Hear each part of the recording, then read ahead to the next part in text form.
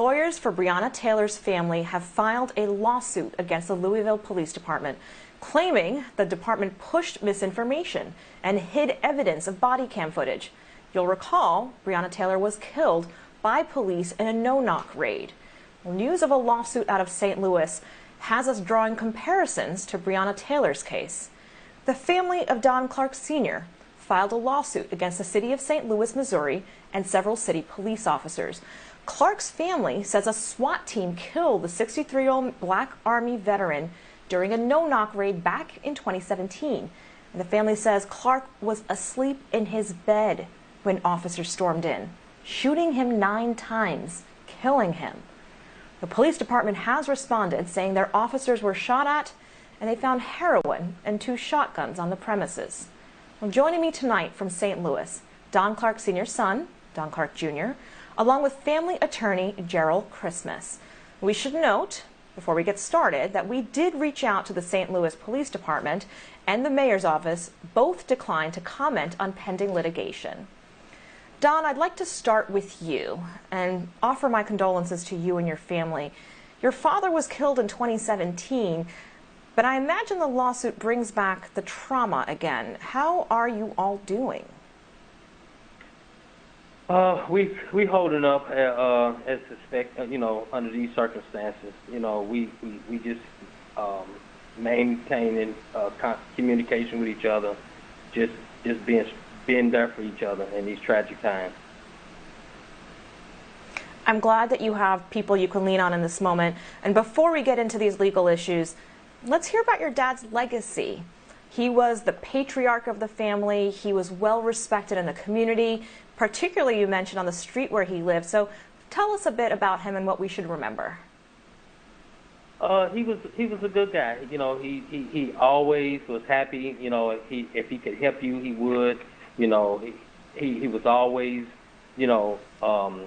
helping the people in the community. He was a guy that when you see him, he had a bunch of life in him, even though he had, some medical problems of his own. He didn't allow that to make him a dull person.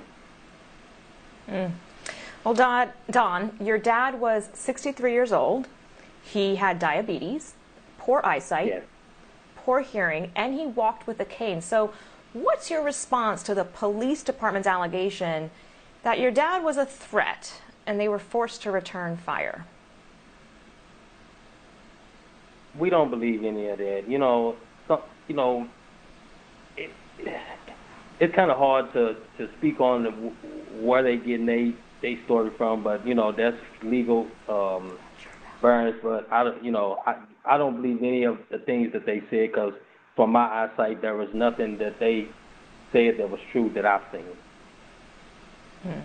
Let's bring in the family lawyer Jarrell into this conversation. Jarrell, how does this case parallel the killing of Breonna Taylor?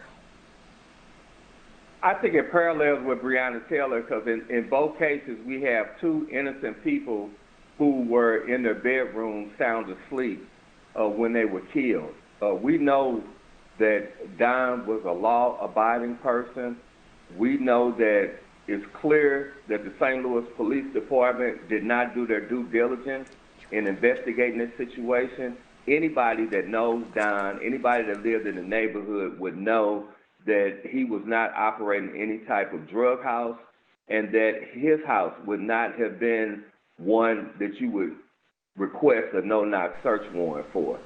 Don was the type of man, he was law-abiding, he was hard-working, he owned his own security companies.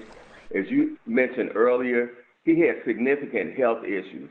So we firmly dispute the narrative that is coming from the St. Louis Police Department.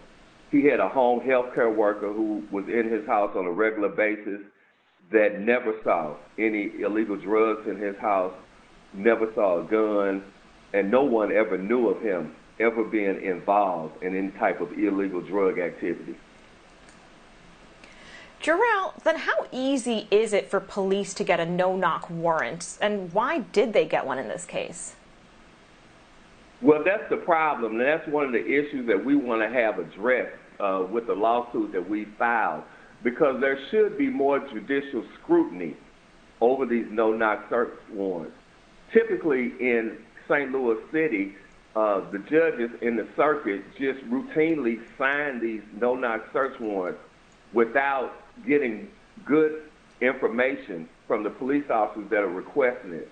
They're not critically questioning these officers to find out the details and the information that they have, which would lead to a no-knock search warrant. And in Don's case in particular, they issued 3 no-knock search warrants on this night. Don's house was the last house that they entered, and they did it with the SWAT unit. So they went in the first 2 houses with the SWAT unit. They split them up because what they like to do is go in at the same time. It's not to surprise anyone. That's the whole purpose of no-knock search warrants, is because they feel that there is a large amount of contraband in the house, or it's a very dangerous situation to law enforcement, which is why they feel they have to go in without giving any type of warning.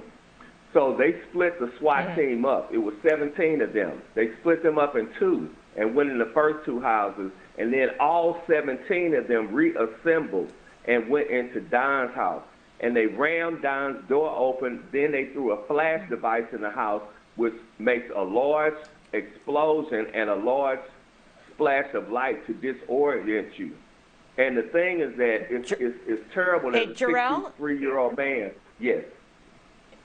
And that's exactly what I was going to jump in and remind our viewers. We're talking about a 63-year-old man that we've described with multiple illnesses who was sleeping in his own home. So the parallels are very stark.